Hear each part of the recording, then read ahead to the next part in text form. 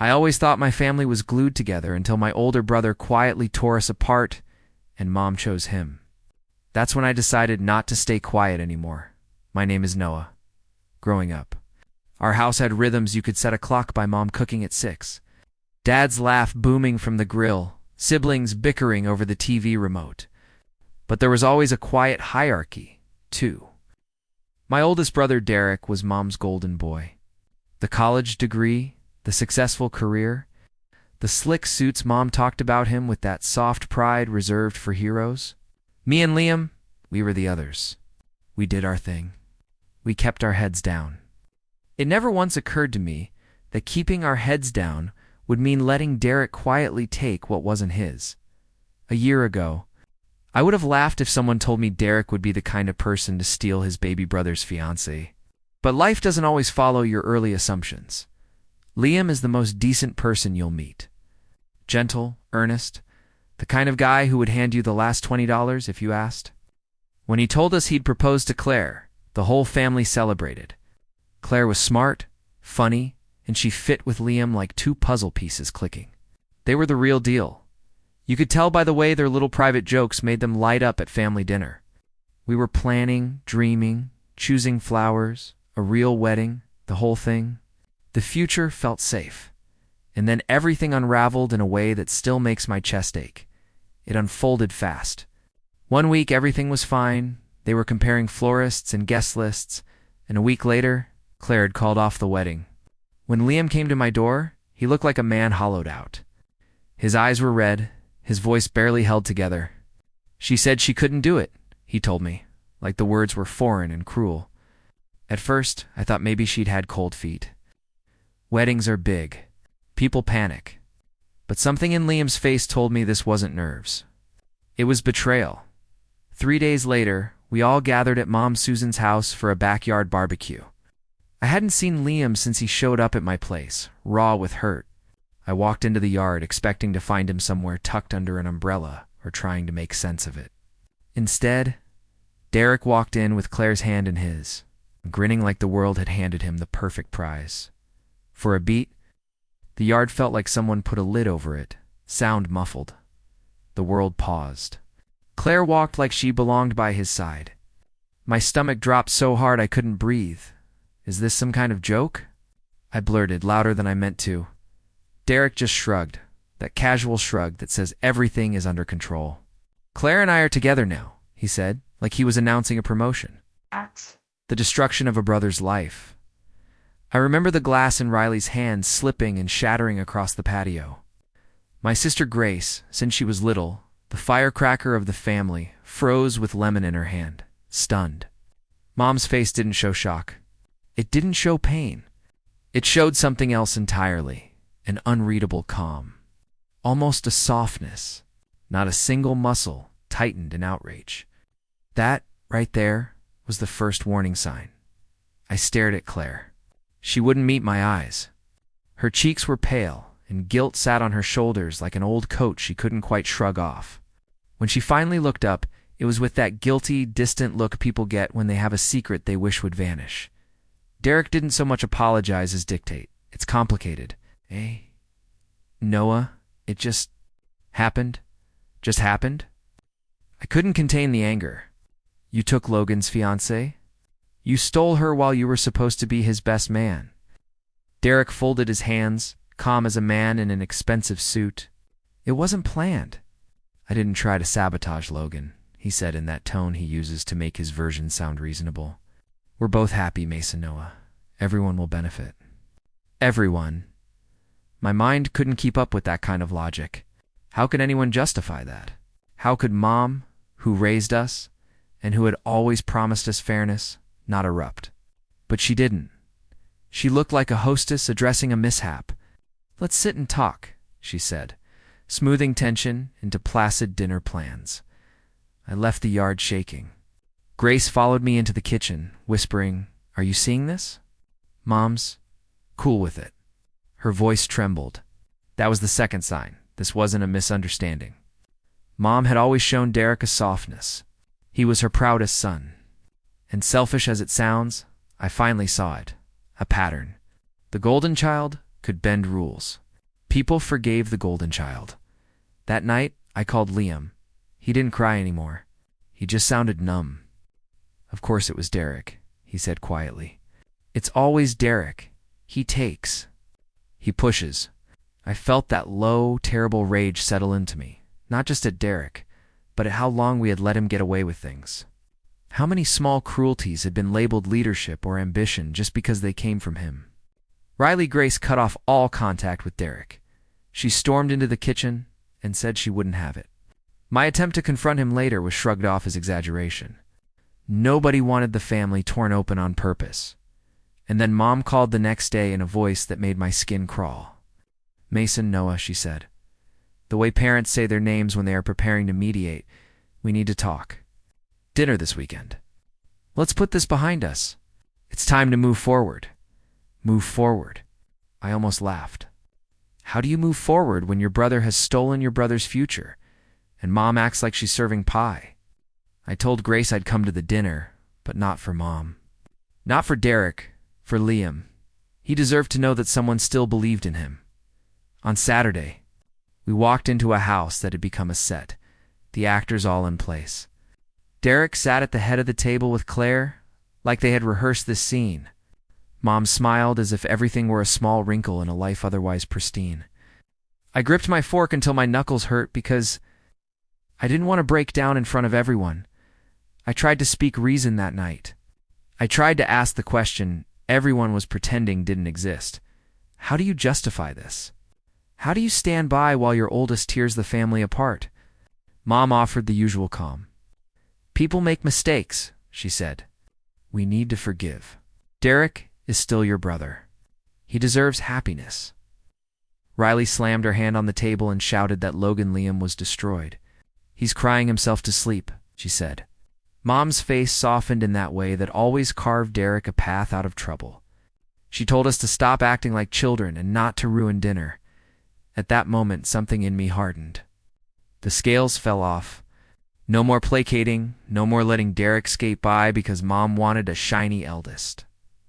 I stood, the words pouring out of me the way water bursts free from a dam. You are okay with this? You are okay with what he did? I asked Mom, my voice raw. She answered with the tired, familiar refrain. Life is complicated, Noah. People deserve to be happy. Happy? I repeated. You call this happiness? He schemed. He whispered doubts into Claire's head.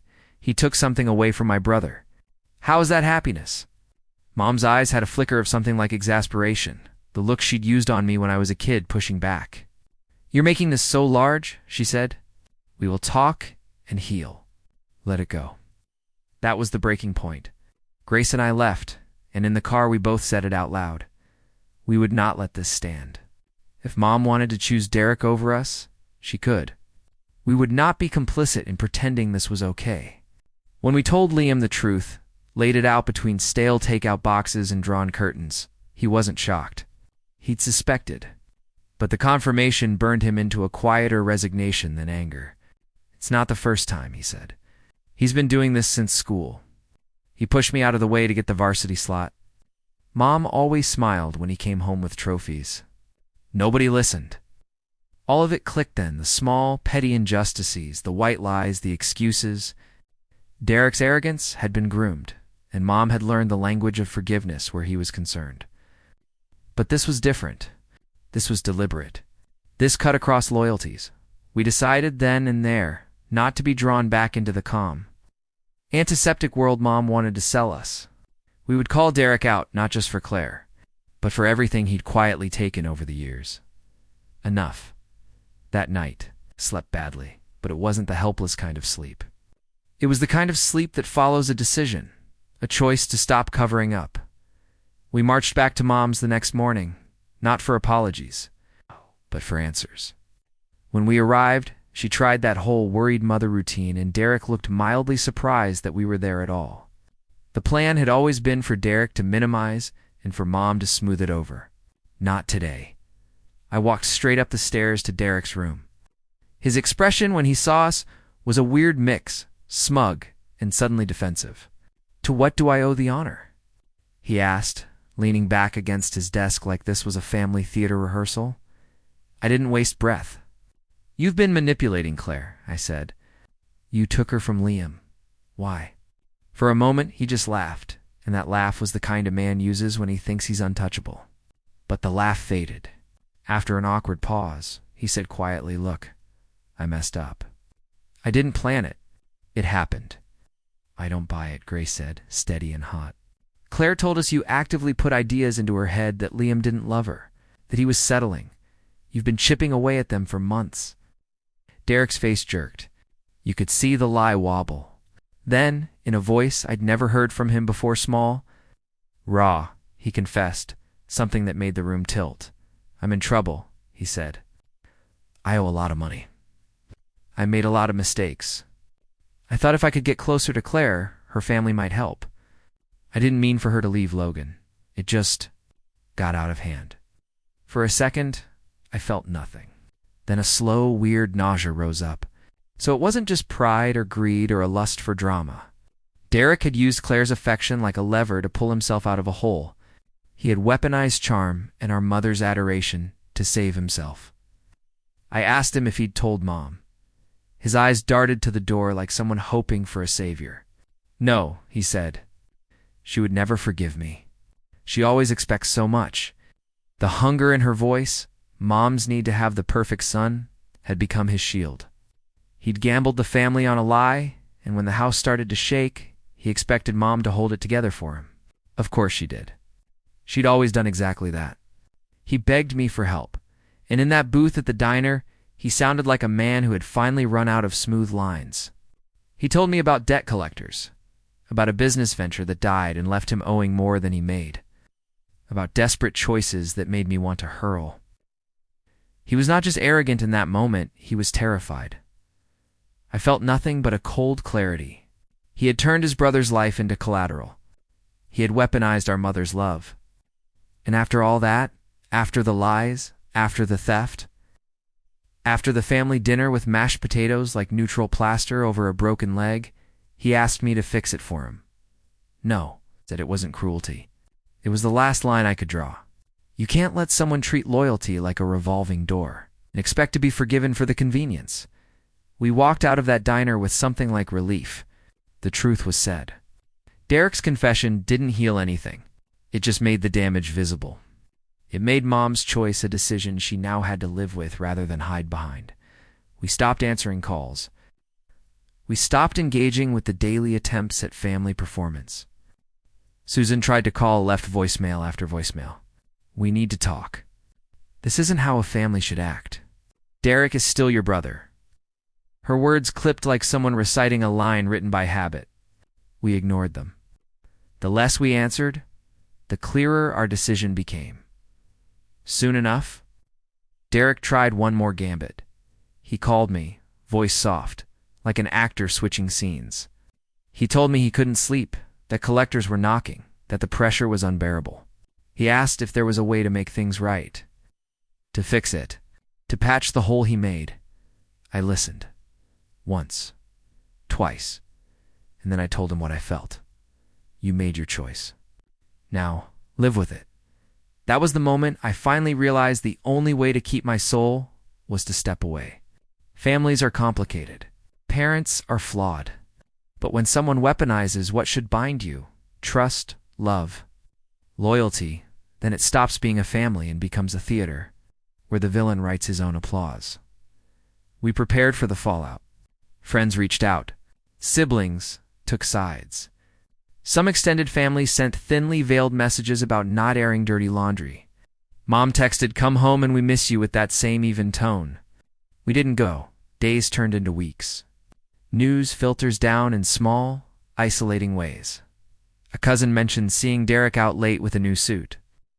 A neighbor says Mom hosted a quiet brunch where she tried to explain. We let the noise flow past like water. It could not pull us back. Logan Liam started to rebuild in his own quiet way. He took a week off work, then went back and tried to focus. He focused on ordinary things that stitch a life back together. Mowing the lawn, fixing a leaky faucet, making toast that doesn't collapse. All that small care put him back in the world. Grace and I weren't naive enough to think the family was healed. We simply stopped giving them the reactions they craved. A month later, Derek called again. This time he sounded hollow and smaller, less sure that the world would bend for him. He asked for forgiveness. He asked the usual words, "I'm sorry, I messed up. Can we move forward?" As if the same phrases could erase the way he got what he wanted. But we had seen the method behind his madness. We had seen how he had pulled levers. We had watched him convince his lover to doubt the person who loved her. That line cannot be uncrossed by a phrase, so we didn't agree. We didn't pick up the phone. We let him be the architect of his own misery for a while. There were consequences. Family gatherings grew smaller. Christmas was the first holiday with a hollow seat at the table. But it was honest. And that mattered. Once we stopped playing the old game where Derek made mistakes and Mom polished them away, something shifted. It wasn't immediate peace. It was a slow, stubborn rerouting of ourselves. We started to act as siblings, not props, for Mom's image of perfect success. Grace and I spoke to Liam every day. We helped him pack things when he needed it. We kept showing up.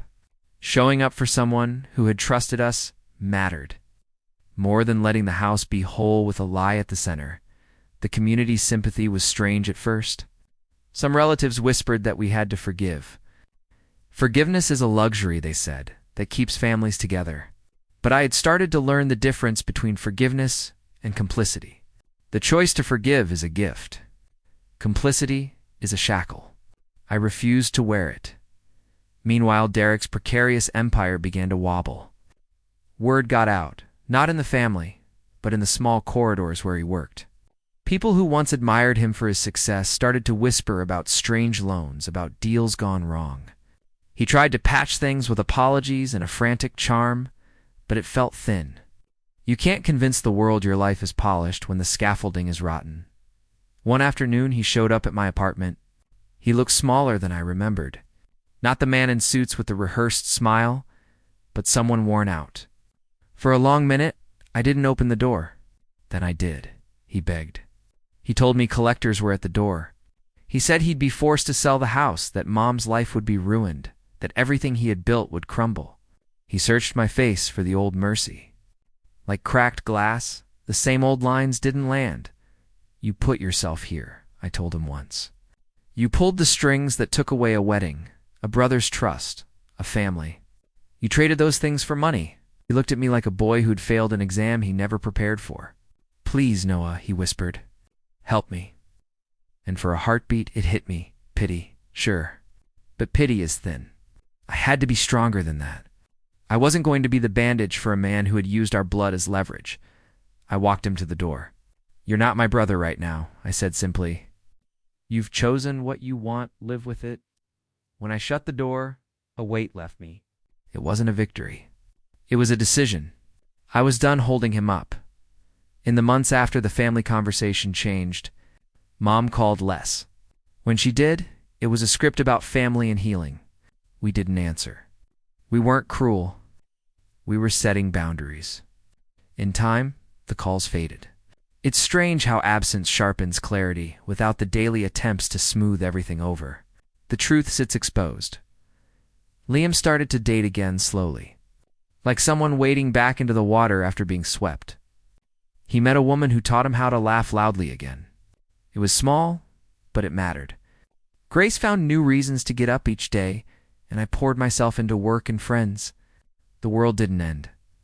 It healed slowly, with ordinary things like coffee and late texts and a ridiculous playlist that made us sing embarrassingly loud.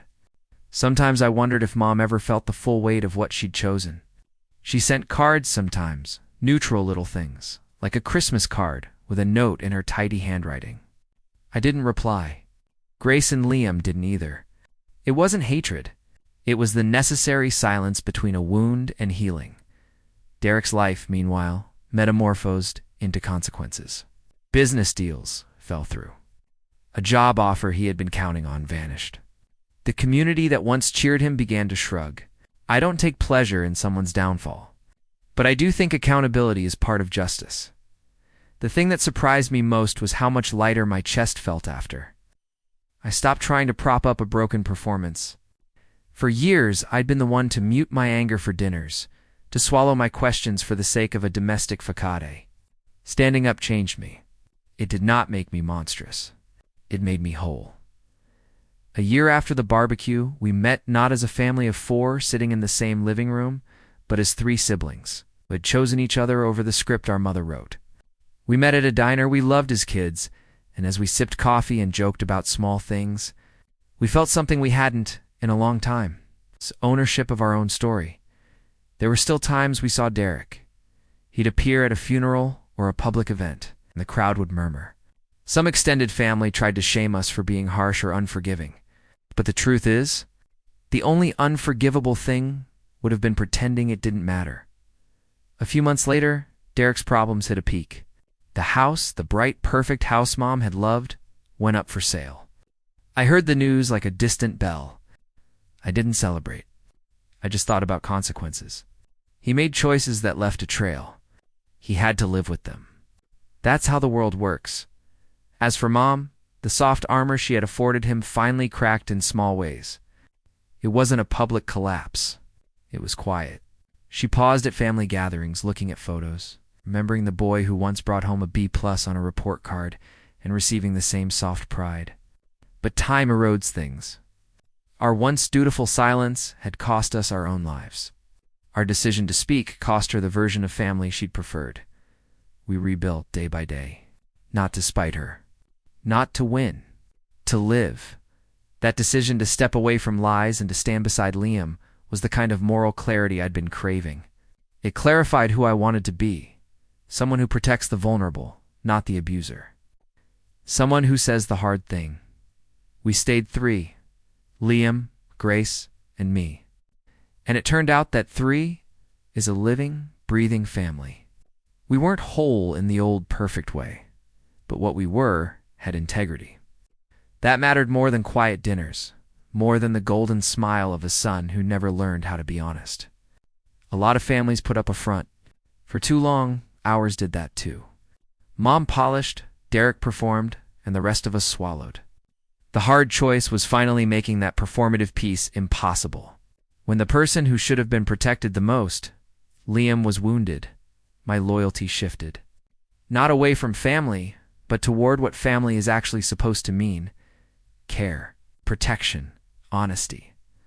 Walking away from Mom's version of unity wasn't easier, but it was clearer. I learned that silence can be an accomplice. Sometimes the most loving thing you do is refuse to prop up a lie. Liam is healing. Grace is fierce as ever, and I'm learning how to be the kind of brother who shows up, no matter how messy it gets.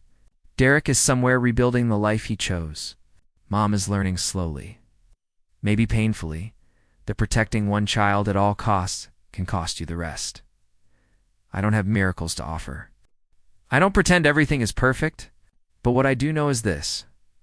I am proud we chose each other over an image, and that we didn't let one person's charm and ambition define all of us. The family is smaller now, but it's truer. That's enough.